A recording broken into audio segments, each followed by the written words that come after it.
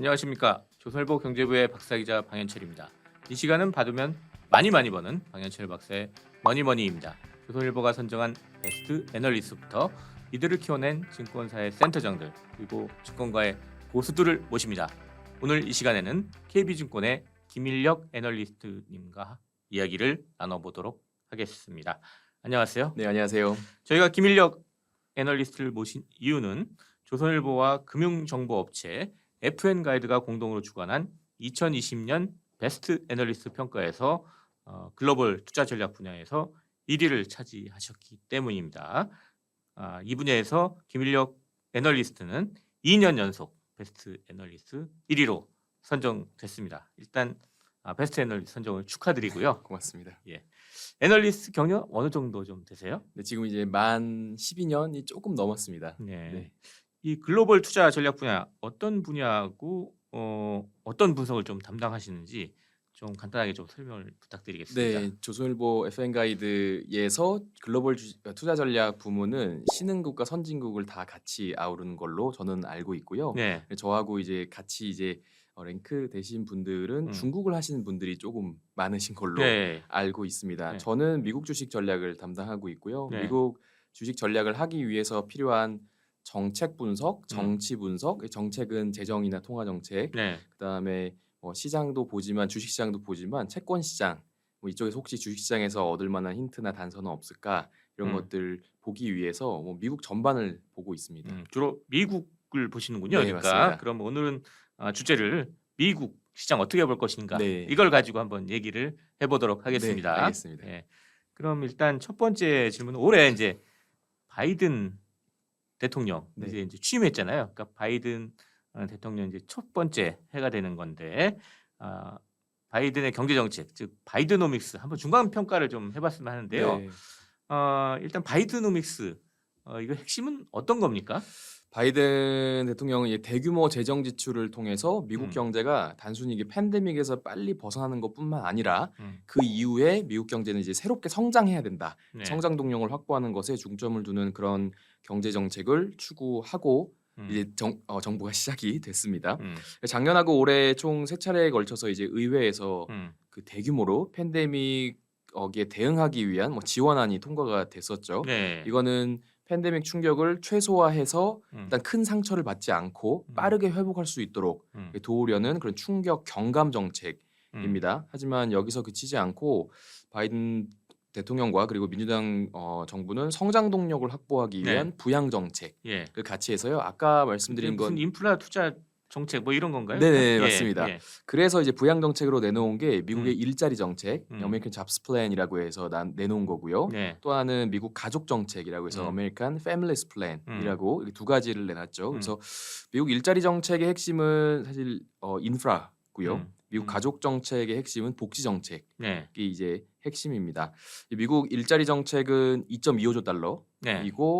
미국 가족 정책은 1.8조 달러, 네. 둘이 합하면은 4.05 그래서 4조 달러 정도 되는데요. 이 4조 달러 부양책의 재원을 마련하기 위해서 법인세율 인상이나 아니면은 소득세 최고 세율 인상, 이런 것처럼 증세안을 일단은 제안을 해놓은 상황이고 사실 마침 오늘 아침에 미국 하원이 네. 그 내부에서 이제 준비하고 있는 증세안 이게 어떤 것까지 갈 것 같다 하는 얘기가 나왔었는데 현재 21%인 법인세율을 26.5%로 높이겠다. 이건 이제 바이든 대통령이 원래 이야기한 건 28%까지 높이겠다는 건데요. 네. 거기에 조금 못 미치지만 일단은 이런 방식의 증세를 하려고 하는 게 일단 바이든 대통령과 그리고 민주당의 생각입니다. 근데 이제 제가 느낌은 이제 출범하고 이제 8, 9개월 이제 돼 가는데 첫 번째 재정 푸는 거는 좀 많이 좀 푼 것 같아요, 네. 느낌상. 근데 뭐 두 번째 이제 성장 동력 하는 부분은 계속 뭐 의회랑 왔다 갔다 하면서 뭐 제대로 지금 뭐 된 게 없는 것 같습니다. 네. 예. 사실 그 미국에서 우리나라도 그렇지만 재정 정책을 실제로 집행하기 위해서는 의회 허가가 필요한 거잖아요. 네. 의회가 이제 돈을 쓸 수 있도록 허락을 해줘야 되는 건데 지금은 의회 상황이 민주당에게 매우 우호적인 상황은 아니니까요. 재정 지출 기대는 상당히 많이 소멸되어 있는 것 같습니다. 현재까지 이제 진행 사항을 저희가 조금 정리를 해보면 예. 민주당 그다음에 공화당의 중도 진영 이렇게 모여서 미국 일자리 정책 일부 내용들 이렇게 좀 발라냈고요. 그래서 신규 투자 5,500억 달러가 네. 이렇게 포함된 총 1조 달러 규모의 음. 인프라 투자안이 일단은 상원에서 통과가 음. 됐고 하원에서 이제 처리를 앞두고 있는 네. 상황입니다.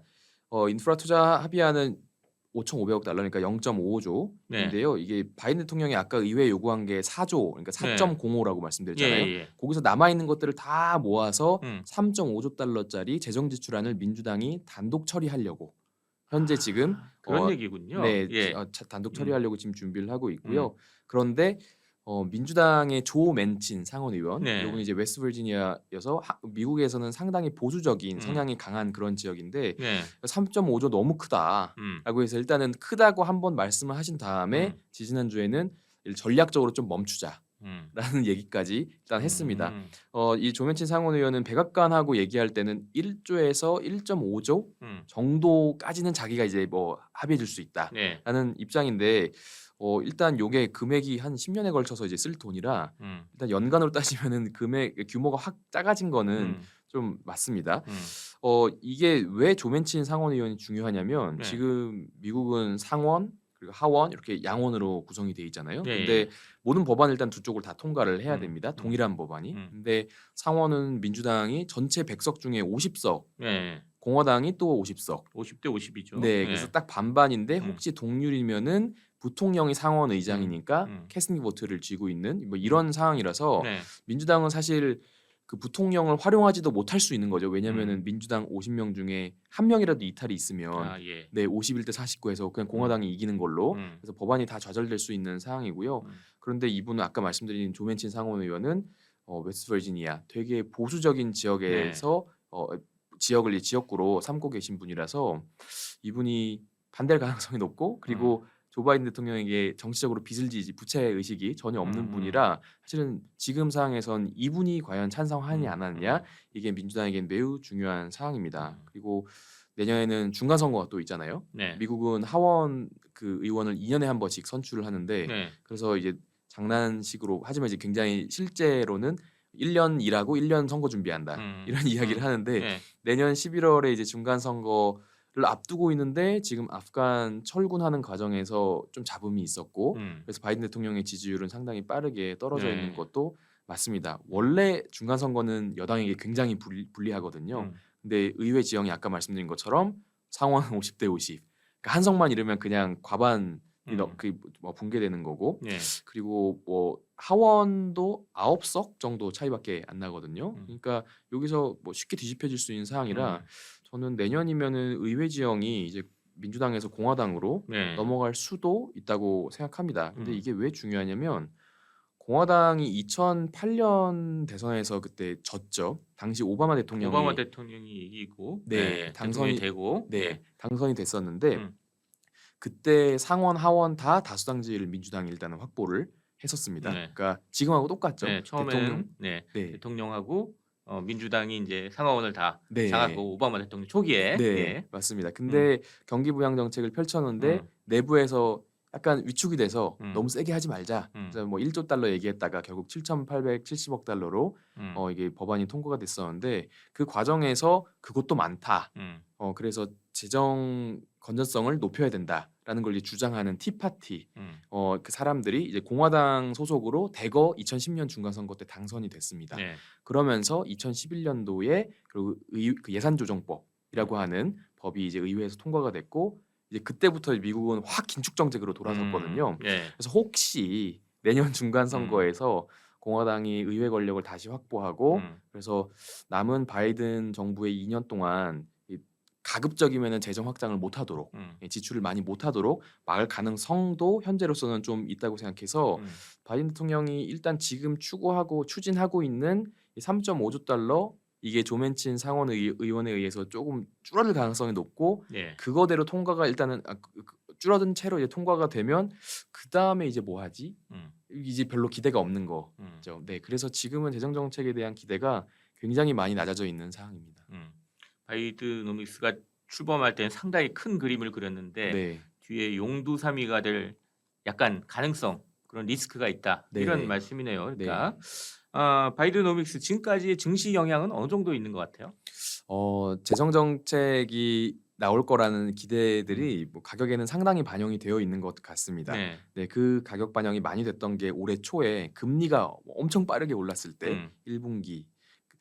근데 그때 이후부터 금리는 더 오르지 못하고 있고요. 네. 3월 말에 미국 국채 10년물 금리가 1.776 찍고 나서부터 계속 지금 뭐 많이 낮아져 있는 걸 네. 보면 정책에 대한 기대는 이제는 크지 않은 것 같고요. 주식시장에서는 그때부터는 오히려 이제 성장주가 더 좋은 시기죠. 성장주가 좋은 이유는 성장이 희소한 시기에 그 희소한 성장의 가치를 가지고 있는 성장주를 사람들이 선호하기 때문인데요. 그래서 네. 지금은 사람들이 큰 기대는 없는 것 같습니다. 조금 많이 좀 줄어든 상태네요. 가격 반영이 예. 거의 된 것 같습니다. 그렇다면 이제 미국 증시만 지금 보면 한 7개월째 상승세를 네. 보면서 최근에 조금 약간 흔들리는 모습을 보이고 있긴 하지만 네. 어쨌거나 지금 7개월째 상승장을 보이고 있어요. 네. 그리고 작년 10월 이후로 보면은 큰 폭락장, 즉 5% 이상 음. 폭락하는 그런 폭락장수도 없고 되게 안정적으로 오르는 그런 모습인데 이 너무 안정적으로 상승하니까 네.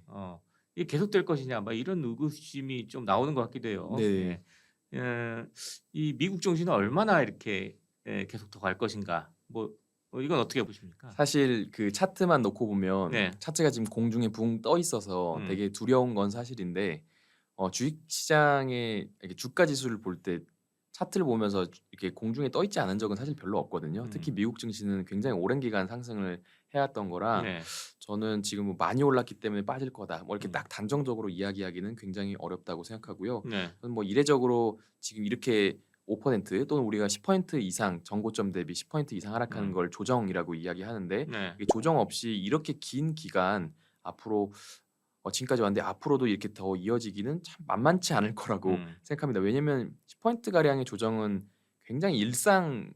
주식시장에서는 일상적으로 네. 이제 일어나는 것이죠. 그런데 예. 이제 지금 그동안 없었던 건데 그래서 우리가 고민해야 되는 건 이렇게 전고점 대비 10% 이상 하락하는 조정이 있을 건가?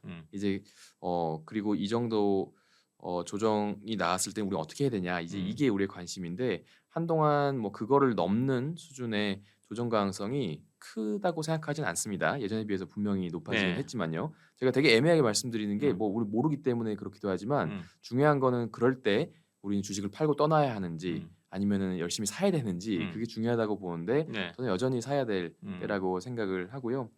미국 증시가 이렇게 계속 상승해 온 거는 되게 여러 가지 이유가 있는데 네. 그중에 대표적으로 미국 경제하고 이 증시가 지금 굉장히 연결성이 좀 많이 낮습니다.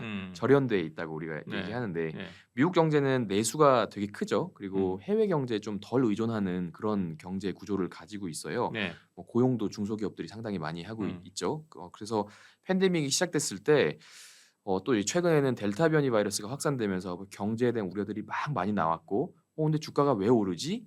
이런 얘기들 많이 하지만 네. 사실 이때 흔들린 거는 다 경기 민감주들입니다. 하지만 이 미국 주식시장을 이끌고 있는 초대형 기업들은 대부분 다 기술 네. 기업이고요.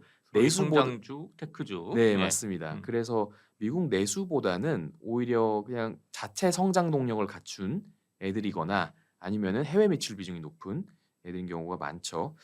그래서 저는 이게 미국 경제에 뭐 안 좋은 소식들이 막 들릴 때마다 미국 주식이 잘 가는 건 이 둘 사이에 그 연관성이 별로 없기 때문이라고 일단 생각을 합니다. 네. 또 주식시장으로 굉장히 많은 자금들이 계속 유입이 되고 있고요. 한국하고 비슷하게 미국도 이게 집값이 많이 오르니까 네. 젊은 세대 분들이 집을 사는 것보다는 일단 주식 투자라도 하자라고 해서 직접 투자를 굉장히 활발하게 하고 있습니다. 또 작년 팬데믹 이후부터 투자자들은 거의 손실을 본 경험이 없잖아요. 네. 물론 이제 밈 주식이라고 해서 네. 막 변동성이 큰 거 이제 잘못 물렸을 때 큰 손실을 입은 사람들이 일부 있지만 그 손실을 이제 전반적으로 투자자들이 경험해 보지 않았다 보니까 굉장히 과감하게 투자를 하고 있는 그런 상황이기도 합니다. 그래서 앞으로 주가 상승세가 약해지려면 이 기술 기업의 성장성이 약해진다거나 네. 아니면 그것에 의구심이 생기거나 아니면 개인 투자 자금의 유입이 좀 약해져야 하는데 네.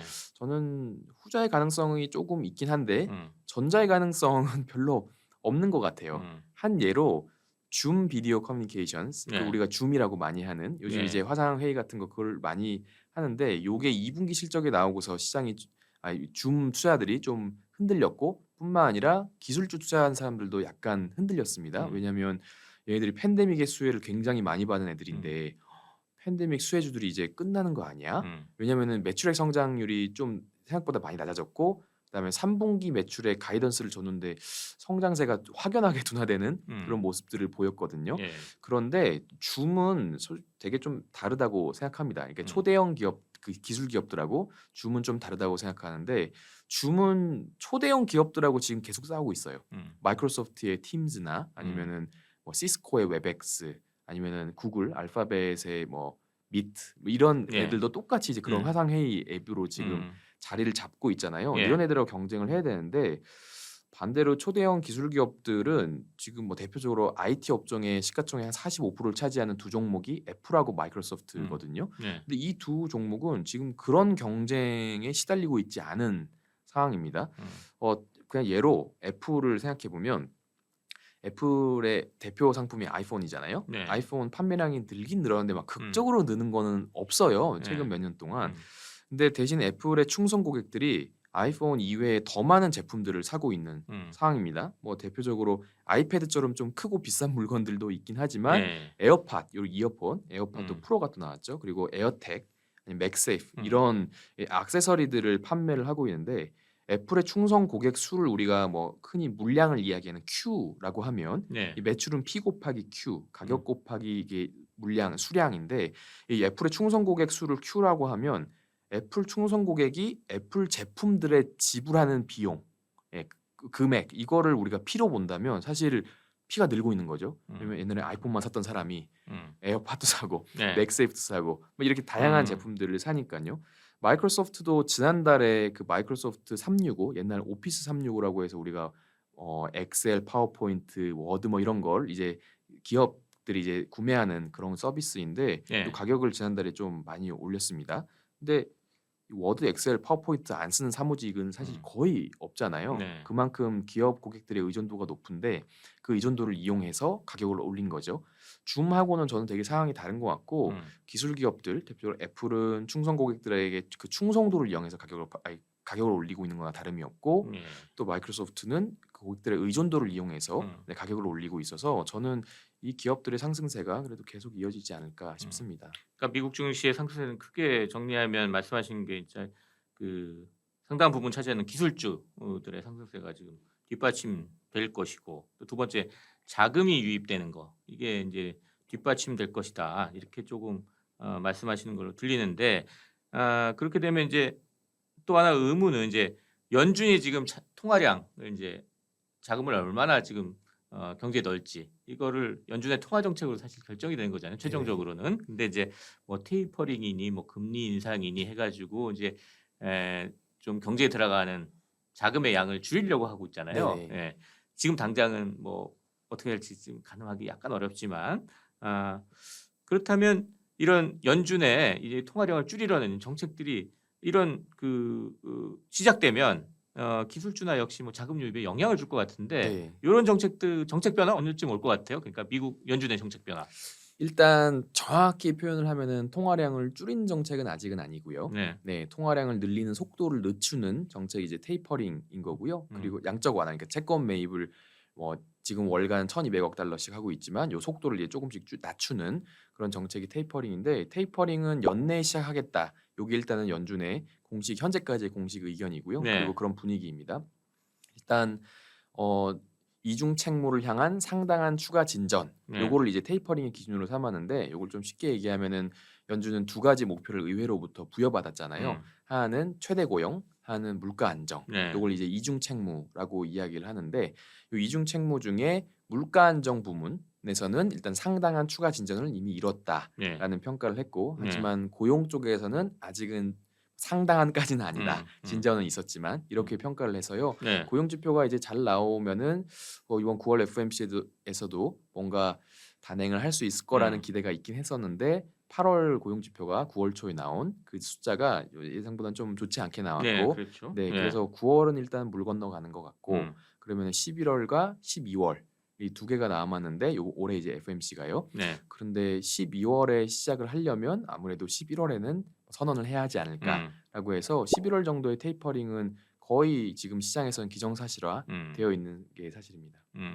또 하나 방금 말씀하신 것 중에 이제 고용 문제가 있는데 고용은 지금 기업들은 뭐 구인자리 뭐 해서 1,100만 개 가까이 이제 열어놓고 있는데 실제로 8월 달에는 좀 그 일자리 증가율이 더디고 뭐 전체적으로 봐도 아직 뭐 코로나 이전에 고용 수준을 회복하려면 한 500만, 600만이 더 고용이 늘어야 되는데 기업들은 사람이 없다 그러고 이쪽에서는 또 뭐 취업을 못 하고 있고 이런 사실 미스매치가 되게 미국에서 심각하게 일어나고 있잖아요. 네.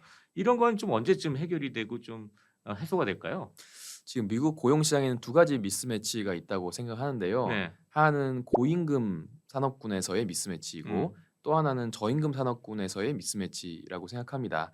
두 번째 저임금 서비스 산업에서 음. 대부분이 서비스니까요. 저임금 서비스업에서의 미스매치는 저는 곧 해소가 될 거라고 음. 생각을 하는데 저희가 조금 눈여겨보는 건 고임금 음. 서비스업에서는 미스매치가 금방 좀 해소되지는 않을 것 같습니다. 이 음. 저임금 서비스업에서 미스매치가 일단 좀 곧 해결될 거라고 제가 보는 이유는 음. 추가 실업수당 지급을 지금 연방 정부에서 하고 있었잖아요. 네. 그게 이제 9월 6일자로 마무리가 됐습니다. 음. 이것은 이제 뭐 다양한 프로그램이 있었는데 대표적으로는 보통 주정부에서 실업수당을 지급을 하는데 음. 26주 정도 지급을 하거든요. 네. 그러면 연방 정부가 13주치를 더 주는 겁니다. 그거 끝나면은. 네. 근데 그게 이제 9월 6일자로 일단 음. 종료가 됐고요. 네. 모든 주에서 종료가 됐습니다. 먼저 조기 종료하겠다고 한 주가 이제 26개가 있었는데 네. 네, 그 주에서는 이제 6월, 7월 달에 이게 단기적으로 음. 일단은 마무리를 했었고요. 그런데 그때 고용이 확 늘어나는 효과가 별로 없었어요. 근데 왜 그랬을까? 전 두 가지가 이유가 있다고 생각하는 게 네. 첫째는 조기 종료한 주에서 유독 바이러스 확산세가 강했습니다. 그래서 일단은 일자리를 찾으러 사람들이 나와서 경제 활동 인구는 늘었어요. 하지만 취업한 사람은 그렇게 많지 않았습니다. 네. 이게 일자리를 찾으러 일단 나왔지만 근데 나는 지금 당장 일하기가 좀 불안해. 왜냐면은 바이러스가 너무 많이 퍼져 있으니까 이게 있었고 또 한 가지는 6월 중순이면 미국 학생들이 이제 방학을 하잖아요. 네. 근데 아이들을 돌봐야 되니까 음. 네 그것 때문에 일단은 애 돌보고 계약하면은 이제 좀 나도 일자리를 찾아보자라고 했던 뭐 사람들이 많지 않았을까 네. 싶습니다. 근데 일단은 9월 6일자로 다 종료가 됐고 음. 학기는 이제 9월 6일자로 시작을 음. 했죠. 음. 그래서 저는 사람들이 아이들을 이제 학교에 보내고 일자리를 찾으러 이제 많이 나오지 음. 않을까라는 생각이고 네. 또 이번에 종료가 되는 모든 조에서 종료가 되지만 조기 종료되지 않은 조기 종료하지 않았던 그 정상 종료하는 그 주들은 바이러스 확산세가 이렇게 세지 않았고 또 백신 접종률은 굉장히 높았습니다. 네. 그래서 백신에 대한 자신감을 바탕으로 사람들이 일자리를 좀 찾으러 나오지 않을까라는 생각이고요. 그런 점에서 저임금 서비스업 일자리는 이제 슬슬 채워질 거라는 생각을 합니다. 하지만 네. 고임금 서비스업의 이 미스매치는 좀 시간이 필요한데 대표적인 고임금 서비스업이 IT 그리고 법률 사업 서비스 이렇게 이제 나눠지는데요. 네. 이 IT는 제가 생각하기엔 한국도 되게 비슷한 상황인 것 같아요. IT 개발자 부족해서 여의도에는 한참 지하철역에 광고가 걸렸었는데 1월, 2월인가 제 기억에는 하루 이상의 경력을 가진 개발자를 찾는다. 네. 예. 그러니까 없으면 우리가 만들어서 쓰겠다. 음. 이런 뭐 의지를 보일 정도로 사람들이 많이 부족했던 것 같고, 근데 이쪽 일자리 뭐 법률 같은 게 이제 전문 사업 서비스인데 이쪽 일자리는 사람이 육성되는 데까지 시간이 좀 걸리잖아요. 근데 상당히 빠르게 이쪽 수요가 늘어나고 있고, 대표적으로 뭐 IT는 사람들이 디지털 트랜스포메이션이라고 해서 이 디지털 전환을 하려고 하는 네. 많은 기업들이 있다 보니까 그쪽 수요가 생기는데 수요만큼 사람들의 공급은 좀 없고 네, 그래서 저는 이 문제가 해결되는 데까지는 시간이 좀 필요하지 않을까? 그리고 전문 사업 서비스의 법률 이런 것도 이제 사람들이 힘들어지니까 경영이 이게 M&A 같은 것도 굉장히 활발해지고 네, 이런 거에서도 인력들이 필요한데 경력을 가진 사람들은 생각보다 많지 않고 네, 그리고 젊은 사람들은 힘든 일을 이렇게 너무 하시하게 그렇게 일하고 싶어 하진 않고 해서 저는 이쪽 일자리가 회복되는 데까지는 조금 시간이 필요할 거라고 보고요. 소위 적격 노동자를 찾는데 시간이 좀 걸리는 거죠.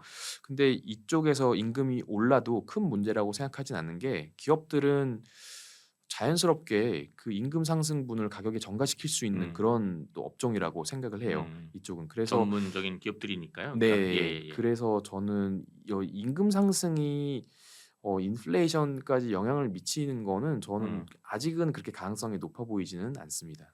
자, 이렇게 해가지고 저희 그 바이드노믹스부터 출발을 해가지고 이제 증시 얘기를 하다가 이제 미 연준의 통화 정책 그리고 고용 시장까지 좀 알아봤는데요. 앞으로 미국 증시 어떻게 될 것 같습니까? 저는 이제 단기적으로는 가치주 네. 그리고 조금 길게 보면 성장주가 음. 괜찮은 을 거라고 생각합니다. 음. 단기적으로는 델타 변이 바이러스 우려가 낮아지고 있는 상황이잖아요. 네. 미국은 이미 이제 신규 확진자 이런 것들 다 고점을 찍고 다행스럽게도 내려오고 있는 상황인데 음. 그러면 저는 이제 금리가 조금씩 하단을 높여가면서 이제 음. 슬금슬금 올라올 수 있다고 생각합니다. 네. 금리에 제일 예민하게 움직이는 게 이제 가치주와 성장주의 상대 지수인데 한마디로 금리가 올라갈 때는 가치주가 조금 더 강한 모습이고 금리가 낮아지거나 이게 뭐 이렇게 하향 안정화 될 때는 성장주가 더 좋은 모습을 보이는데요. 저는 단기적으로 금리가 좀 오르면서 가치주가 좋을 거라고 생각합니다. 예. 하지만 금리 상승폭이 아주 클 것 같지는 않아요. 일단 아까 말씀드린 것처럼 내년에 중간 선거 시즌이라서 예. 재정 지출 관련한 불확실성이 워낙 음. 높은 상황이고 이 재정이 막 경제를 부양하는 쪽으로 나오지 않는다면 저는 성장이 희소해질 수 있다고 생각하고 이럴 때 역시 주목받는 거는 성장주라서 저는 단기적으로는 가치주 그리고 좀 길게 보면 성장주로 이제 스위칭을 잘 하는 게 굉장히 중요한 전략이라고 생각을 합니다. 스위칭할 때 뭐 성장주, 가치주 뭐 이렇게 하면 너무 브로드한데 네. 조금 범위를 좁혀가지고 우리가 좀 앞으로 증시에 미국 증시에서 주목할 만한 섹터나 뭐 테마 뭐 이런 거 한 세 가지 정도 좀 좁혀본다면 어떤 네. 걸 좀 주목해 보면 될까요? 가치주에서 가장 대표적인 업종은 금융 음. 업종이고요. 금리 예. 상승에 가장 밀접한 수혜를 있기 때문에 네. 그렇습니다. 그리고 장기 관점엔 성장주라고 말씀드렸는데 네. 여기서는 IT 업종이 괜찮아 보이고요. 아까 예. 말씀드린 것처럼 초대형 IT 기업들이 계속 이익이 증가하고 있는 상황이고 이게 크게 방해를 받지 않고 있어서 네. 저는 이쪽으로의 상승세가 더 이어질 거라고 생각을 합니다. 예. 방현철 박사의 머니머니 KB증권의 김일력 애널리스트와 함께 미국 경제하고 미국 증시에 대해서 이야기를 나눠봤습니다. 자, 마지막으로 이제 저희 시청자 여러분께 정리하는 네. 마무리 인사 부탁드리도록 하겠습니다. 네. 미국 주식에 투자하신 분들이 요즘 정말 많은데요. 종목 하나하나씩 보면서 되게 열심히 연구하시는 분들도 참 많이 제 주변에서도 보게 됩니다. 근데 또 역시 중요한 거는 이렇게 큰 그림을 잡아가는 게 아닌가라고 생각하는데요. 뉴스에서 쉽게 또 접할 수 있는 그런 미국 정치나 사회, 문화 이런 것들 이 뉴스를 계속 좀 읽어가면서 아 미국이 이렇게 바뀌고 있구나. 이게 또 시장에 어떤 영향을 미칠 수 있겠구나. 이런 것들을 또 고민해보는 즐거움도 함께 누릴 수 있었으면 좋겠습니다. 네, 감사합니다. 지금까지 함께해 주신 KB증권의 김일력 애널리스트 그리고 저는 조선일보 경제부의 박사기자 방현철이었습니다. 그럼 다음 시간에 또 뵙도록 하겠습니다. 감사합니다.